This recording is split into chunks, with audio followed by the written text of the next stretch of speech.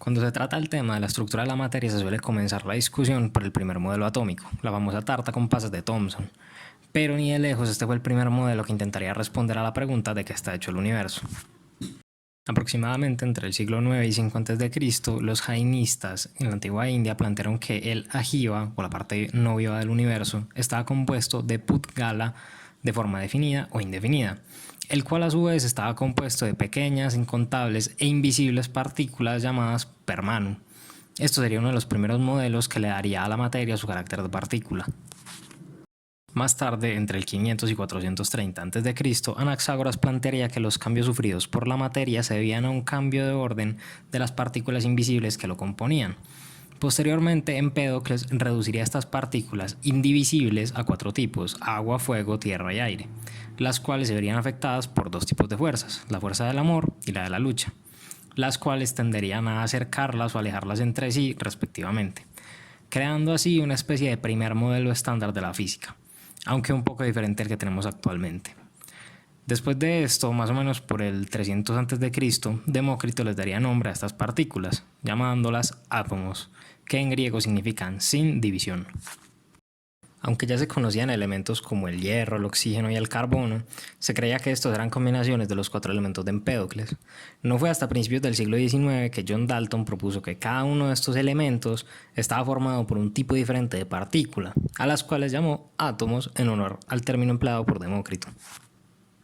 No obstante, al intentar organizar todos los elementos descubiertos hasta entonces, el químico ruso Mendeleev encontraría que al clasificarlos por su masa atómica, se observaba una periodicidad muy marcada en las propiedades de estos. De aquí nació la tabla periódica. Esto sugería que a lo mejor estos átomos estaban compuestos por otras partículas más pequeñas. Finalmente, en 1897, J.J. Thomson descubrió el electrón, una partícula muchísimo más pequeña que cualquier átomo existente, y con esto la teoría de que los átomos estaban hechos de partículas más elementales cobró aún más fuerza. Ahora sí, volvemos al punto de partida usual. 7 años después de descubrir el electrón, Thomson propuso un nuevo modelo de átomo, donde cada átomo consistía en una esfera de carga positiva, con electrones distribuidos uniformemente, de forma que cada átomo poseía carga neutra. Posteriormente, alrededor de 1921, Ernest Rutherford realizó un experimento para comprobar la distribución de carga de estos átomos, lanzando partículas de carga positiva, radiación alfa, a una delgada lámina de oro. Si el modelo de Thomson era correcto, según los estimados que se tenían sobre el tamaño de los átomos, las partículas arrojadas deberían atravesar la lámina y sufrir solo pequeñas desviaciones. Pero sorprendentemente, al realizar el experimento se observó que algunas partículas sufrían desviaciones muy altas e incluso llegaban a rebotar completamente contra la lámina. Rutherford explicó esto planteando que la carga positiva del átomo se encontraba concentrada en un espacio mucho menor que el tamaño de este, a lo cual denominó el núcleo, y que los electrones orbitaban alrededor de este núcleo como planetas en un sistema solar.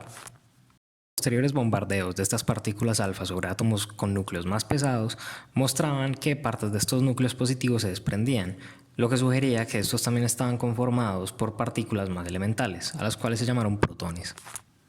Este modelo atómico presentaba problemas con la teoría electrodinámica, ya que según esta, una carga que sufre una aceleración emite radiación. Este es el mismo principio que explica cómo funcionan las estaciones de radio. Se aceleran cargas sobre una antena y eso emite ondas de radio. Entonces, según esto, los electrones en un átomo funcionarían como antenas de radio en miniatura. Pero al emitir radiación, los electrones comenzarían a perder energía y sería cuestión de tiempo que cayeran al núcleo. Según estos cálculos, los átomos tendrían una vida de más o menos unos 0.00000000001 segundos y luego colapsarían. Pero por fortuna, esto no pasa.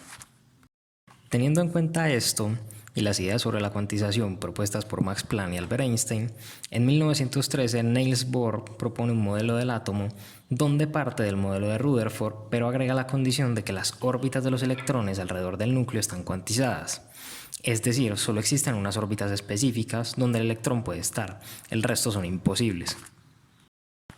Para explicar bien este modelo atómico y los siguientes tendría que hacer prácticamente otro video explicando todo lo que tiene que ver con física moderna, pero esto ya haría muy densa la explicación, así que solo voy a aclarar lo más necesario. A estas alturas de la historia se ha descubierto que las ondas, como la luz, pueden tener comportamientos de partículas y que las partículas pueden tener comportamientos de ondas. Así que se le puede asociar, de cierta forma, una partícula a las ondas, en el caso de la luz, los fotones. Y estas partículas tienen una energía en específico dependiendo de la frecuencia de la onda, en este caso dependiendo del color. Los fotones de luz roja tienen poca energía y los fotones de luz azul tienen mucha energía. Además, se le puede asociar una onda a las partículas en movimiento. Fin de la aclaración, continuamos con la explicación. Además, plantea que un electrón puede saltar de una órbita posible a otra si absorbe o emite un fotón con la cantidad justa de energía. Esto permitió explicar con precisión un fenómeno conocido como el espectro de absorción de los gases, donde al iluminar un gas de algún material se observaba que éste solo absorbía luz de unas frecuencias en específico y dejaba pasar el resto.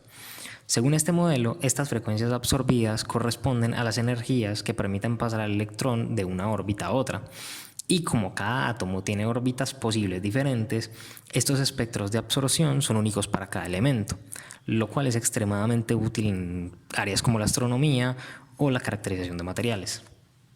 Después de esto se propondrían otros modelos atómicos muy similares como el de Arnold Sommerfeld, que permite otras órbitas posibles aparte de las propuestas por Bohr, o el modelo de Louis Victor de Broglie, que explica las órbitas posibles a partir del comportamiento de onda que presentaban los electrones. Pero no sería hasta la llegada de Erwin Schrödinger con la famosa ecuación de Schrödinger que se cambiaría el modelo atómico drásticamente. En este modelo directamente las reglas de la física cambian por completo y necesitaría aclarar muchos conceptos de física cuántica para explicarlo a profundidad. Pero en resumen se puede decir que el electrón existe alrededor del núcleo como una nube de lugares donde puede ser medido, habiendo puntos donde la probabilidad de encontrarlo es mucho más alta y puntos donde es prácticamente imposible encontrarlo. Y dependiendo de ciertos parámetros, esta nube de probabilidades puede tener diferentes formas. A estas nubes se les llama orbitales, ya que de cierta forma son el equivalente a las órbitas propuestas en anteriores modelos, pero vistas desde la mecánica cuántica. En un principio se podría creer que esta nube de probabilidades solo existe debido a nuestra incapacidad de medir con precisión la posición del electrón, pero tanto la teoría como los experimentos han demostrado que esta indeterminación en la posición es algo natural de las partículas y no de nuestra incompetencia a la hora de medir. Actualmente este es el modelo con el que se estudian la mayoría de los sistemas, como estructuras moleculares, comportamientos de materiales, estructuras celulares, entre otros. Por lo que se podría decir que esto da cuenta de la estructura de la materia como tal. Pero aún se puede ir mucho más lejos y estudiar todo lo que corresponde a las partículas fundamentales como los neutrinos, los quarks, los leptones o a todo lo que tiene que ver con el modelo estándar explicado desde la teoría cuántica de campos, pero creo que será mejor dejar eso para otra ocasión.